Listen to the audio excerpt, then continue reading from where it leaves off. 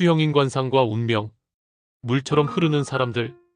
혹시 주변에서 얼굴과 몸이 둥글고 살집이 있으면서도 유연한 사고를 가진 사람을 본 적이 있나요? 혹은 배와 엉덩이가 둥글면서도 활동적이고 잘 돌아다니는 사람을 떠올릴 수 있나요? 이런 사람들은 바로 수형인, 즉 물의 기운을 타고난 사람들일 가능성이 큽니다.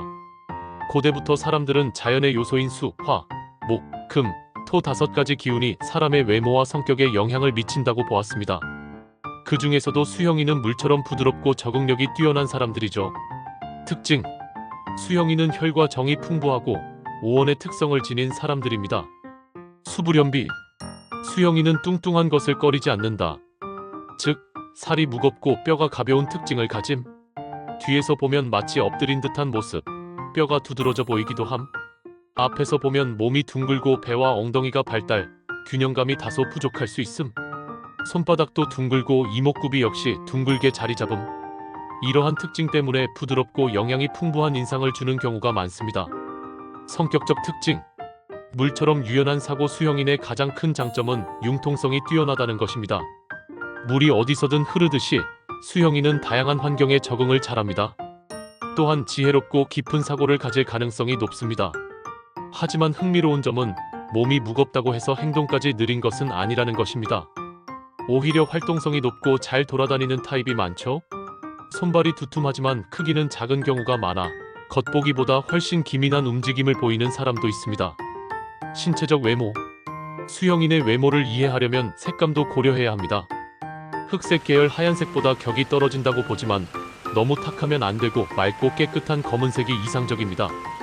하얀색 계열 석고처럼 지나치게 창백하면 기운이 떨어집니다. 살의 탄력이 중요하며 부드러우면서도 단단한 느낌이 있어야 건강한 수형인이라고 볼 수 있습니다.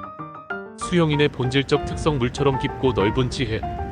우리 몸의 70%가 물로 이루어져 있듯 수형인에게도 물과 관련된 요소들이 중요합니다. 피 90%, 호르몬 10%의 조합. 윤택하고 맑은 기운이 강해야 이상적인 상태. 붉은 기운이 많으면 탁해지고 균형을 잃을 가능성이 있음. 수형인은 지혜로운 사람으로 평가받으며 특히 깊고 넓은 사고를 할 줄 아는 경향이 큽니다. 수형인과 다른 기운과의 조합.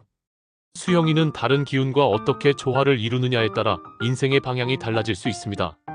수, 금 권력과 결합하면 사회적으로 큰 영향력을 가짐. 수, 목 귀한 인물로 평가받으며 생사권을 가질 가능성도 있음.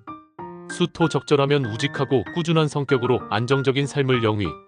수, 화 너무 많거나 적으면 학문적으로는 뛰어나지만 현실적으로는 곤궁할 수 있음. 이상적인 비율: 수 75%, 화 25% 또는 수 70%, 화 30%. 건강적 특징: 수형인은 콩팥 신장과 관련된 기운이 강한데 반대로 화가 약해서 심장이 약할 가능성이 있습니다. 너무 비대해지면 위장계통 질환이나 당뇨 위험이 커질 수도 있습니다. 이러한 특징을 고려하면 수형인은 균형 잡힌 식습관과 적절한 운동을 통해 몸의 균형을 맞추는 것이 중요합니다. 목소리 특성: 수형인의 목소리는 마치 물이 흐르는 듯한 특성이 있습니다. 우 계열 우는 듯한 소리가 섞여 들릴 수도 있음. 울림이 많으며 저음 또는 빠른 말투를 가짐.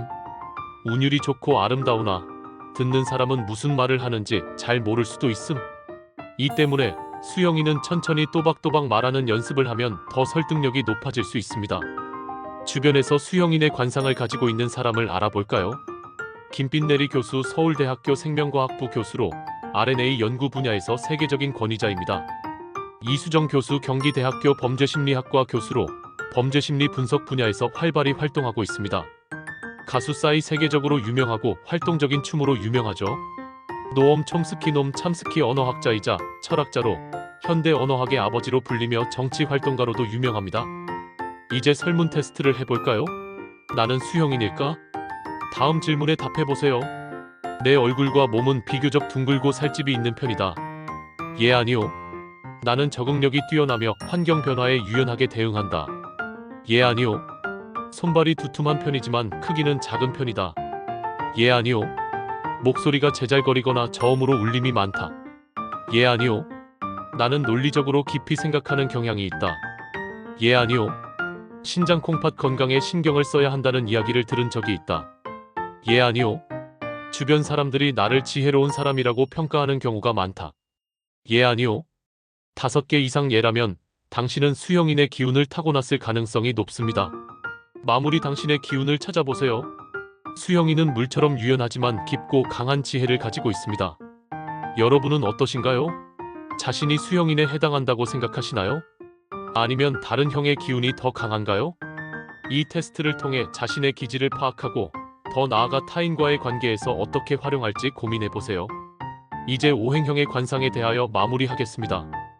다음 시간에도 좀 더 좋은 내용으로 찾아뵙겠습니다. 관심 있으시면 구독과 좋아요, 그리고 알림 설정을 해주세요.